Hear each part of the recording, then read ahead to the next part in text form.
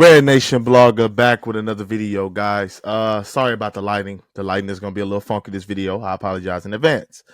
The Houston Rockets win a close game. A game that should not have been a nail biter, but it ended up being a nail biter. 114 to 110. They defeat the Toronto Raptors at Toronto. And this was a fun game, even though it was stressful, even though the Rockets found themselves down big to a team that they should not have been down big to in the first place. This was a very fun game. Everybody contributed. The guys on the bench contributed. Guys in the starting lineup contributed. Guys that we haven't seen for a while contributed. And that's what you love. That's what the NBA is about. That's what basketball is about. It's about competitive games. It's about close games. And the Houston Rockets coming out on top is always icing on the top.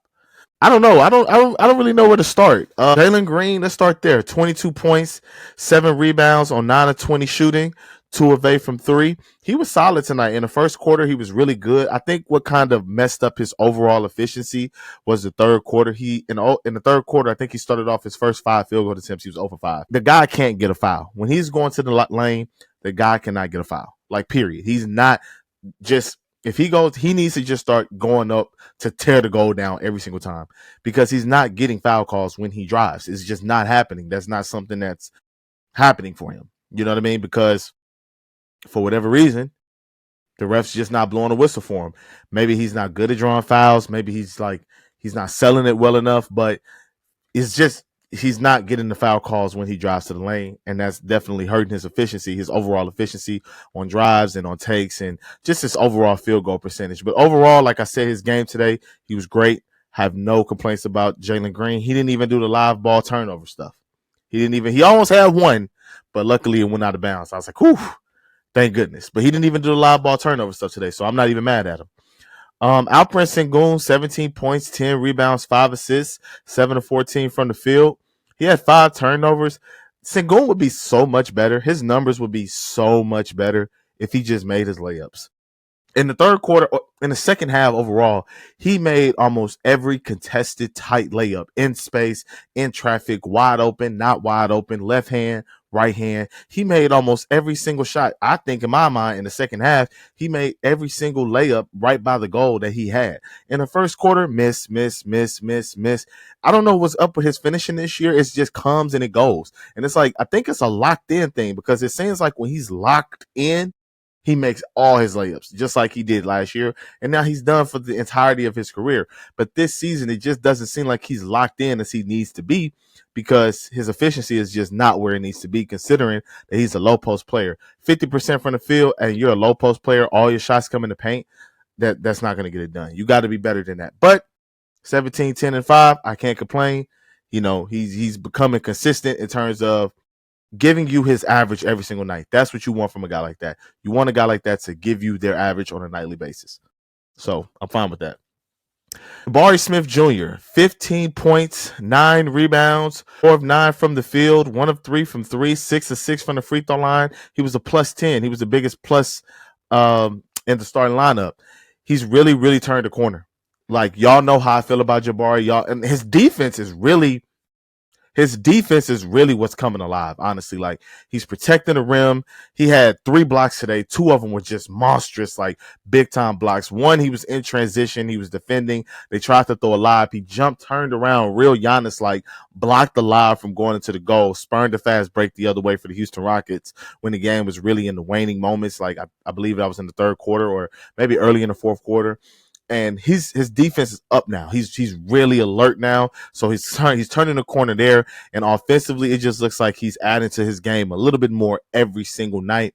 And I really, really like that about Jabari Smith, because y'all know what I say about him every single time he has a bad game, and when I feel like he's a detriment to the team. Y'all already know what I'm going to say, so I'm not going to say it. Fred VanVleet, man, we got to have a conversation. 2 points, 8 rebounds, 5 assists, 1 of 10 from the field, 0 of 5 from 3. He tried his best to give Toronto a W tonight. He tried his best to give them a salute, give them a shout out. He missed, all his threes. And his threes were just, I think he may have had like one that was like at the 3-point line.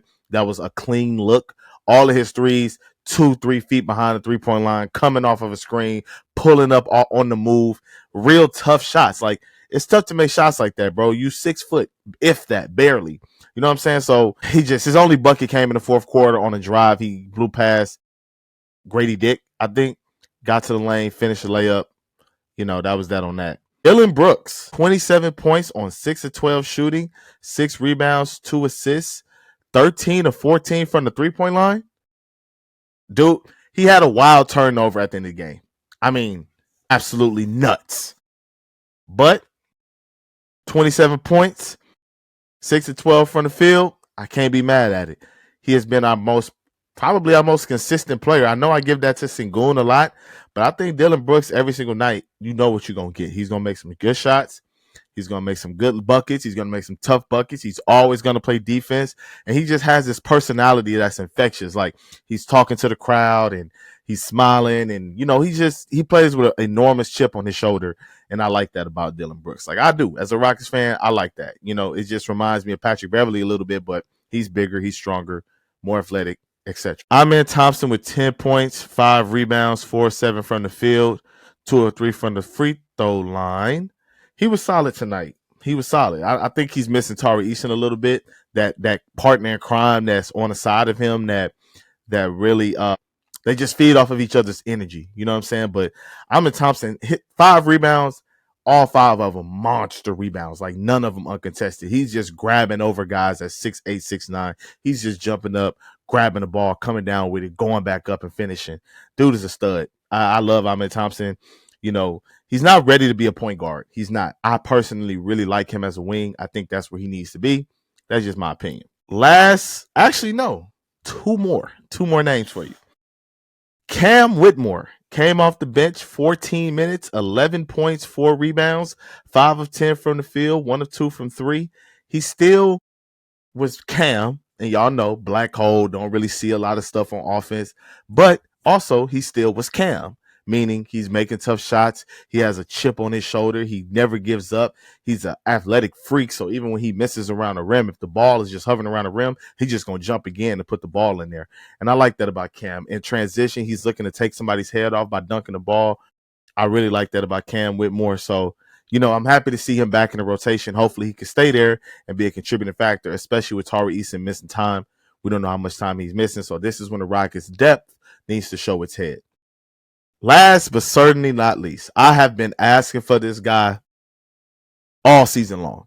In the OKC loss, in the Golden State loss, I have been asking for this guy all season long. Jae'Sean Tate, 7 points, 2 rebounds, 2 steals, 3 of 6 from the field, 0 turnovers, led the team with a plus 14. Jae'Sean Tate is that guy.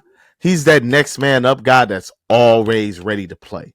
And he's another one of those infectious guys, diving on the floor for loose balls, taking the ball out of guys' hands, knocking it off of guys' legs, making the ball go out of bounds, and all of these other things just to get a Rockets another possession or draw a foul. He had I would probably say the game-winning defensive play on, I don't know who it was on, maybe Scotty Barnes.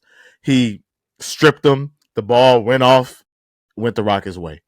You know what I'm saying? Just because of his tenacity, just because of his defensive intensity and what he brings to the table, he caused the Rockets to make the Raptors turn over the ball in a critical moment of the game.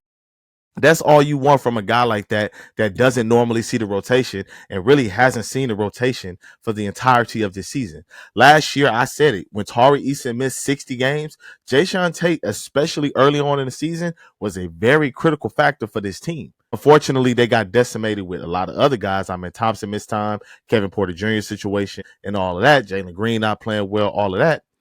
Jae'Sean Tate reared his head. He got back in that rotation tonight, and he played well. The Rockets win 114-110, y'all.